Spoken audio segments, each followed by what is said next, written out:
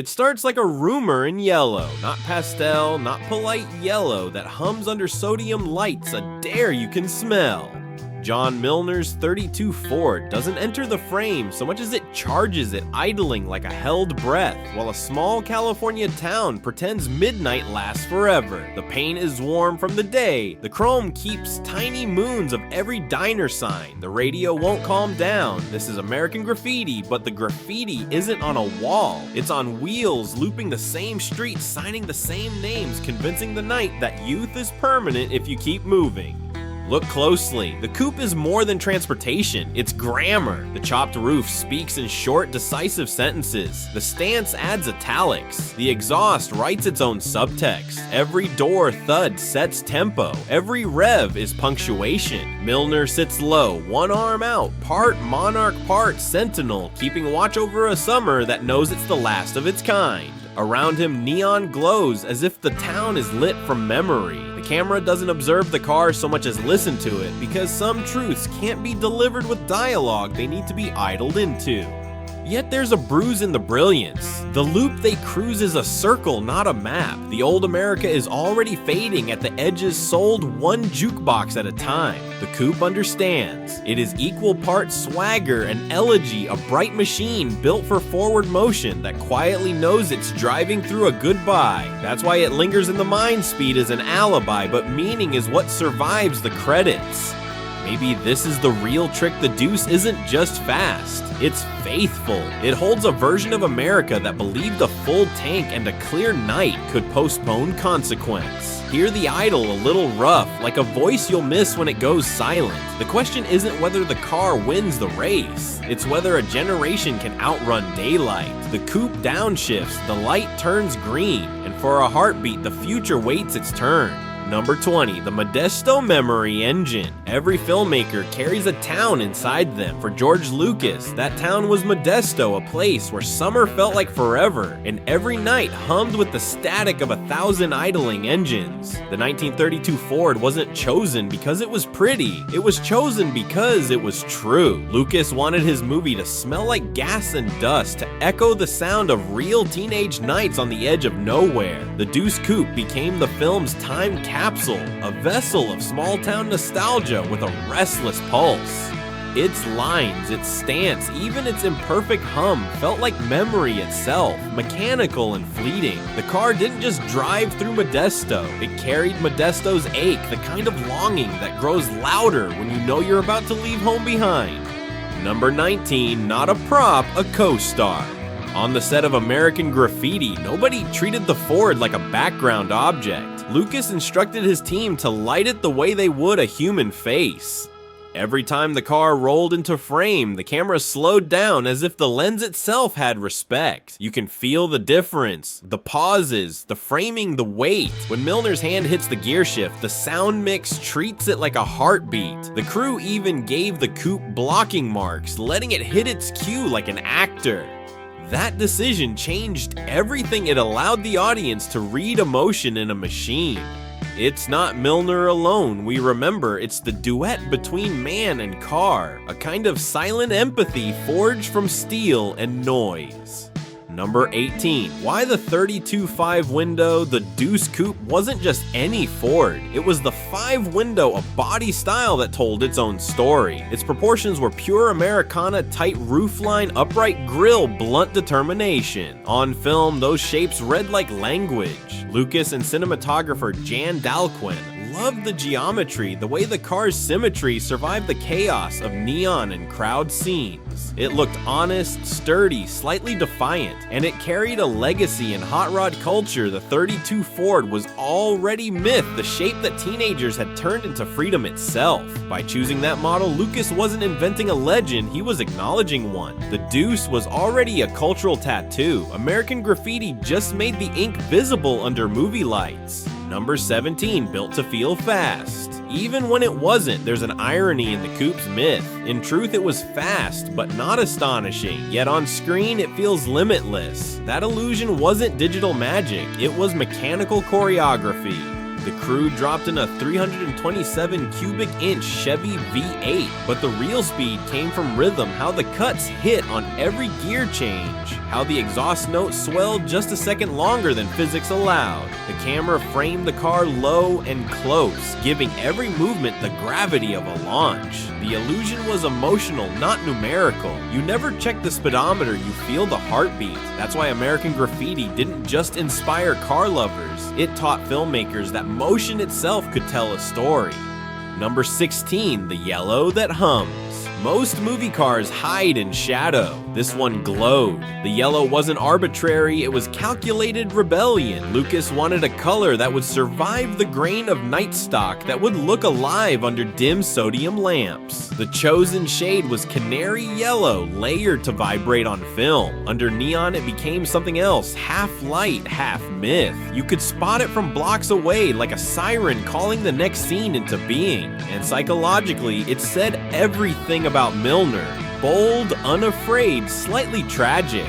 When people remember American Graffiti, they don't recall dialogue first, they recall the yellow. It's the sound of youth turned visible, a color that refuses to fade even when the night finally does. Number 15, Chop Job Poetry.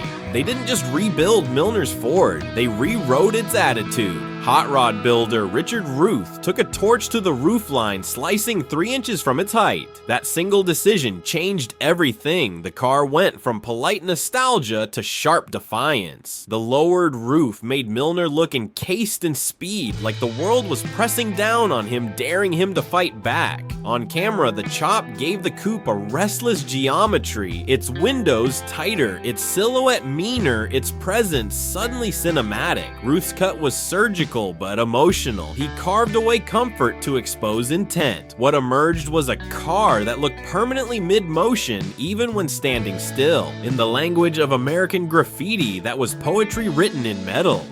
Number 14, the small block illusion.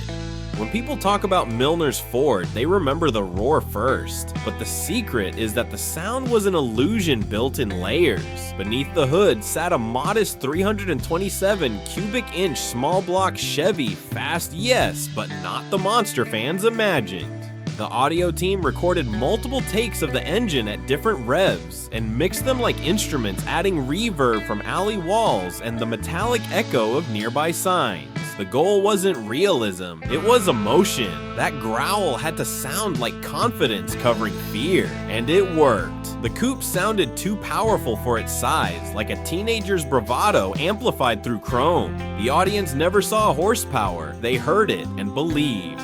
Number 13, night shoot to compromises. Shooting at night in Petaluma wasn't romantic, it was war. The summer air was thick, the streets too dark, and the lights unpredictable. Crew members sprayed the pavement with water to make reflections pop, but that also turned corners slick. The Deuce's tires sometimes lost grip, and every burnout became a gamble. But those risks paid off. The reflections turned each scene into a painting. You can see neon rippling off wet asphalt, the yellow body gliding like a comet through a humid dream. Even when the lighting wasn't perfect, the imperfections made the film breathe. American Graffiti wasn't about precision, it was about the way memory distorts, glows, and slips away. Number 12, the continuity shuffle. The Deuce didn't always look the same. Between takes, the car's minor scrapes, decals, and windshield dirt changed. Fans notice later the grill smudge moves, the polished levels shift, a sticker appears and disappears. But instead of breaking immersion, those errors add to the charm. The film unfolds like a summer night remembered imperfectly, details blur, emotion stays. The mismatched continuity gives the car a lived-in texture. In a strange way, those mistakes made the car feel more human, as if it aged from one streetlight to the next. Sometimes truth hides better inside the flaws. Number 11, the rival that made it shine. Every hero needs a mirror, and Milner's came in the form of the black 55 Chevy driven by Bob Falfa, played by a pre-Star Wars Harrison Ford. On paper, the Chevy should have dominated. It was louder, newer, more aggressive. But next to the yellow coupe, it became the shadow that defined the light. Lucas designed every drag scene like a duel of philosophies, old versus new modest craft versus raw horsepower. The yellow Ford always felt like the underdog, but that vulnerability made it iconic. When Falfa's Chevy burns, it's not just a crash, it's the passing of an era. The Deuce survives not by speed, but by meaning. It's America deciding for one last time to believe in style over statistics. Number 10, framed like a face. Cinematographer Jan Dalkin never shot the Deuce Coupe as an object. He treated it like a human face. The camera lingered on the grille as if it were a jawline on the headlights, like eyes that understood too much. When Milner's hand brushed the hood, it felt like a gesture of connection, not possession. The symmetry of the 5-window coupe let the frame read emotion, stillness, became thought reflection, became doubt. Under Lucas's direction, light slid over its curves like memory revisiting old wounds. The Deuce wasn't just shot, it was lit to confess. The result is that audiences remember it with the same tenderness they reserve for people, not things. Number 9, the radio that narrates. Listen closely, and you'll notice that the car has its own narrator, the radio. Every gear shift, every stoplight syncs to a song bleeding through the AM frequency. Lucas used real radio recordings from the early 60s with Wolfman Jack's smoky voice introducing each track. The songs don't just decorate scenes, they punctuate them. When the coupe idles, the music slows. When Milner pushes the clutch, the radio swells. It's almost as if the Deuce is driving to the beat of nostalgia itself. The soundtrack doesn't follow the story, it tells it. The radio becomes the film's subconscious whispering, what the characters are too young or too scared to say aloud. Number 8, the ghost in the shot. Even when the coupe isn't visible, it haunts the frame. Sometimes you see its yellow reflection on another car's chrome or a flash of its shadow slipping across a storefront window. Lucas used those ghost shots to make the car feel omnipresent, as if it was watching over the night. Editors intentionally left glimpses half a bumper a blur of color so the audience's brain would fill in the rest. It created a subliminal connection, the Deuce as guardian, as witness, as echo of youth refusing to disappear. In many ways, American Graffiti becomes the coupe's dream, not the characters. We're watching what it remembers. Number 7, the accident that wrote a scene. During one late-night drag sequence, the coupe's timing slipped. A clutch cable snapped mid-take and the car stalled at the line. Instead of cutting Lucas, let the moment breathe. The silent, stretched headlights flared, and Milner's frustration became real. They kept it in the final cut. That minor failure transformed the scene. It added vulnerability to a car we'd only seen as invincible. Behind every perfect frame, there's a flaw that tells the truth. The Deuce, for one fleeting second, stopped being legend and became human. That authenticity was more powerful than any horsepower figure ever could be. Number 6, the Uncredited Co-Star. Every hero hides a helper, and Milner's Ford had its own invisible savior, a mechanic named Henry Travers, a quiet consultant who kept the car running through endless night shoots. He adjusted the timing, swapped carburetors, and sometimes coasted behind the camera to push start the engine when it refused to fire. His name never made the credits, but his fingerprints are on every frame. Without him, the coupe would have been a stranded dream. His work became part of the film's invisible rhythm, the unseen effort that keeps nostalgia alive. The Deuce may have symbolized youth, but it survived because of an old man's patience. Number 5, from screen to street. When filming Wrap, the Deuce Coupe didn't retire, it began its second life. George Lucas kept it briefly before it passed through a handful of collectors who knew what they were buying. It wasn't a car, but a relic of cinematic adolescence. Over the years, it toured auto shows and small-town festivals, each stop turning into a pilgrimage. People didn't just take photos, they spoke to it, whispered about first loves and midnight races. To many, seeing Milner's Ford was like finding a piece of themselves still idling somewhere in 1973. Every fingerprint left on its yellow paint became proof that fiction can age into heritage. It was the American dream with a gas pedal, no longer just a film prop, but a moving museum of the way youth once sounded. Number 4, replicas, kits, and model dreams. Soon the coupe multiplied. Model kit companies, garage tinkerers, and die-cast manufacturers rushed to recreate it, each promising screen-accurate perfection. But that rush wasn't about commerce. It was about longing. Fans wanted to touch a memory, to own a fraction of the glow that American Graffiti had projected onto the screen. Replicas appeared at car meets, each slightly imperfect like cover versions of an old song. Some painted theirs in the same canary yellow, others aged it with deliberate scratches, chasing authenticity through imperfection. In that way, Milner's Ford became a shared language, the grammar of nostalgia translated into steel and paint. Every imitation was an act of devotion disguised as craftsmanship. Number 3. The Car Show Pilgrimage. Each summer, thousands of enthusiasts roll into Modesto for the Graffiti Car Show, tracing the exact streets Lucas filmed 50 years ago. They line the roads with Fords, Chevys, and dreams that refuse to grow old. But the real magnet is always the Deuce Coupe. When it appears, crowds fall quiet. Even the engines seem to idle softer. It's not worship, it's recognition. The car isn't just a machine anymore. It's a collective heartbeat that sinks generations. Grandparents point it out to kids, and for a fleeting second, decades collapse. The coupe reminds everyone that the same hunger to move, to shine, to mean something never leaves the bloodstream. Number 2. Priceless. Even when it has a price. Milner's Ford has been valued, appraised, insured, but never truly owned. In auctions it draws staggering figures, but collectors admit they're only temporary guardians. The car's worth isn't in its market number, it's in its endurance. Every dent carries a story, every repaint a confession. It embodies a truth. Few objects achieve that sentiment outlasts steel. For half a century, it's outdriven trends, genres, and generations, not because it's rare, but because it feels alive. You don't just look at it, you remember something about yourself. When people say it's priceless, they're not exaggerating. They're describing that impossible arithmetic between nostalgia and noise, between what we build and what we lose. Number 1, the real reason it's immortal.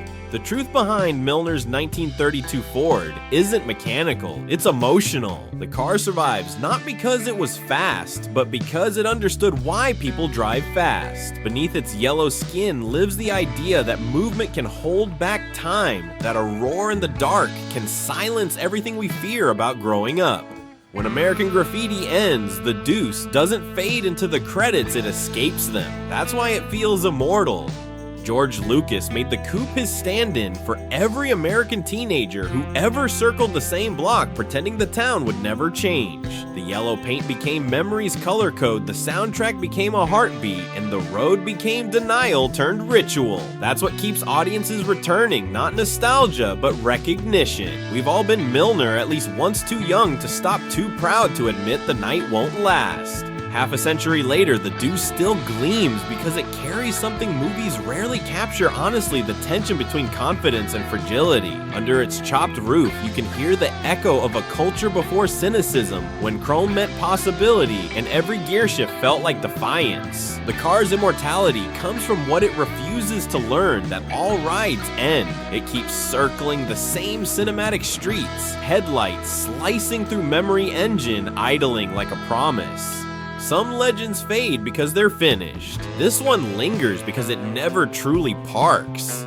Milner's Ford remains on that midnight loop, cruising past diners and broken hearts, holding the moment between youth and loss, as if it could last forever. And maybe that's the point, it doesn't need to win the race, it just needs to keep going. When you see that yellow flash somewhere deep down, part of you believes you're still in the passenger seat. That's the trick Lucas pulled. He didn't film a car. He filmed the feeling of not wanting to say goodbye. And that feeling, bright, restless, unsatisfied, is what keeps the Deuce alive. It always comes back to the hum, that low, patient rumble of a machine that refuses to forget. Milner's 1932 Ford isn't just a piece of film history, it's the sound of youth trying to stay awake a little longer. The coupe began as a discarded body in a shop and became the heartbeat of an entire generation. It was born from Lucas's Modesto memories, cut and rebuilt by hands that understood speed as poetry and lit like a confession. Every decision from the chopped roof to the yellow that glows against the night wasn't about design, it was about emotion that wouldn't die quietly. It survived mistakes, continuity slips, and night shoots that nearly broke the crew. It shared the screen with a rival and won by meaning, not by speed. It whispered secrets through its radio-haunted scenes, even when unseen, and turned accidents into art. When the cameras stopped, it didn't vanish. It simply changed addresses from studio lot to legend. Fans rebuilt it, cloned it, carried it across decades as if keeping youth on life support. Even now, when the Deuce rolls into a car show, people still stop breathing for half a second, and you can feel the same ache Lucas bottled in 1973, hope wrapped in chrome. Maybe that's the true miracle of American Graffiti. It turned motion into memory, and memory into motion again. Every frame feels like a photograph that won't hold still, every rev like a heartbeat that refuses to fade. That yellow Ford keeps driving through our collective past because it runs on something stronger than gasoline, it runs on recognition. So here's the road stretching endlessly under the glow of streetlights that never quite go out. The Deuce downshifts, the soundtrack hums, and for a brief moment, the night belongs to you again. Because legends don't live in museums, they live in the sound between the gears.